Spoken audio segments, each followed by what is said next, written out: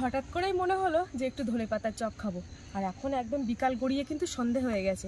তো চলো দেখি ধনে গাছের থেকে কয়েকটা ধনেপাতা তুলে নেওয়া যাক। এসো। আর এই যে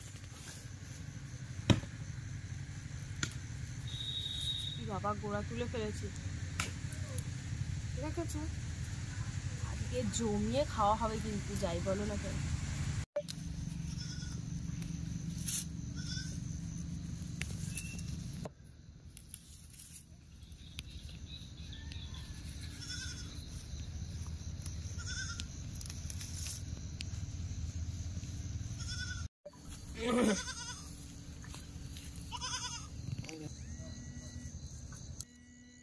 এই যে এতটা তুলেছি, মোটামুটি আমার চপ খাওয়া হয়ে যাবে এতেই। এই যে চলো এবার ঘরের দিকে যাওয়া যাক।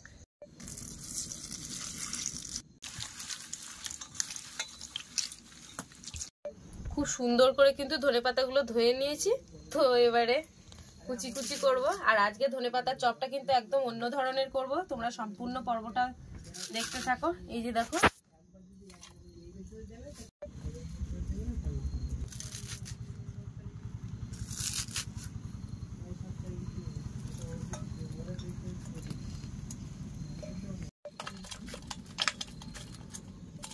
এই যে একটা পেঁয়াজ কেটে দেবো আর দিয়ে দেবো কয়েকটা কাঁচা লঙ্কা।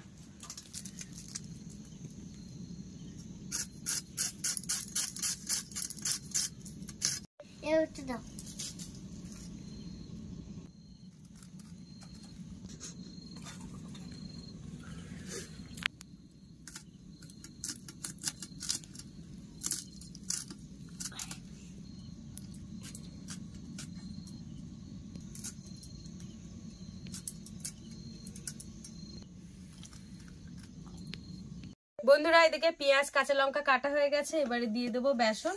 আর আজকে ধনেপাতার চপে কিন্তু আমি একটু চালের গুঁড়োও দেব। এখানে আছে গোবিন্দভোগ চালের গুঁড়ো, মেশিন থেকে গুঁড়ো করা, দিয়ে দেবো কিছুটা পরিমাণে। দিয়ে দেবো হলুদের গুঁড়ো, আর দেবো স্বাদ অনুযায়ী লবণ। দিয়ে দেবো সামান্য পরিমাণে জল, আর জল দিয়ে কিন্তু আস্তে আস্তে মাখাবো। বেসন আর একটু লাগবে, বুঝলে?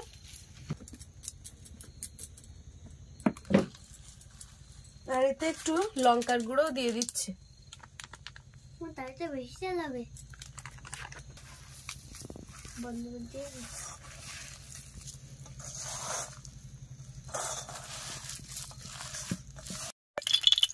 কড়াইতে দিয়ে দিলাম তেল।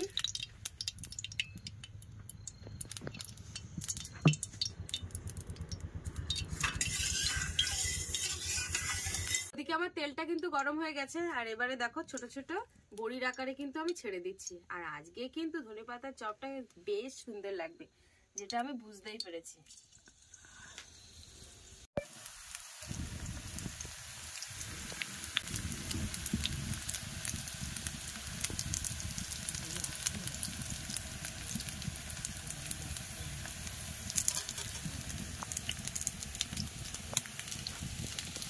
এই যে বন্ধুরা দেখো, কড়া কিন্তু প্রায় ভর্তি হয়ে যাওয়ার পথে, কড়া কিন্তু ঘুরিয়ে ঘুরিয়ে দিয়েছি।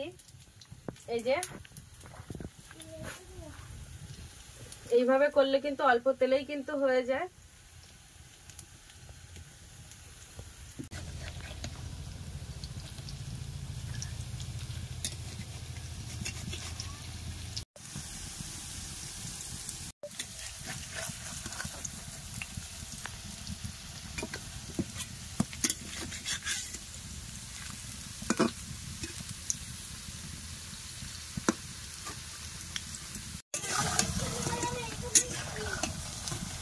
ধনেপাতার পকোড়া কিন্তু একদম রেডি। বাপি তুমি খাবে না?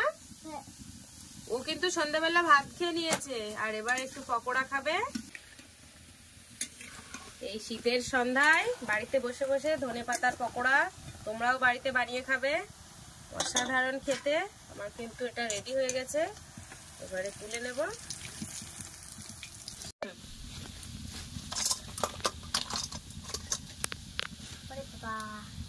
বাকি যেগুলো আছে সেগুলো আমি কিন্তু একইভাবে দিয়ে দিচ্ছি।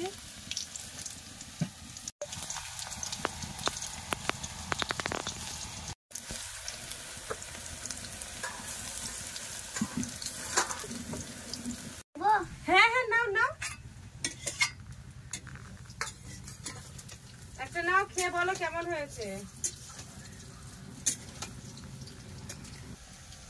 লবণটা নিয়ে এসো, যা বিট লবণটা যাও। কেমন হয়েছে ঋষি?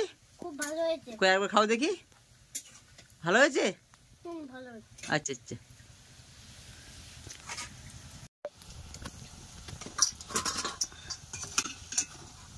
এই যে আমার পকোড়া ভাজা রেডি।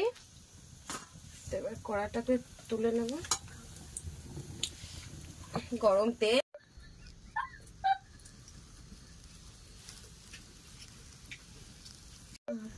তুমি খাবে না? খাও, দুটোই খাবো। বন্ধুরা এখান থেকে একটু বিট লবণ ছড়িয়ে দেবো এবার। এই যে বিট লবণ দিলে আর কি খুব ভালো লাগে মুখে। তো এবার একটা খেয়ে দেখি কেমন লাগছে।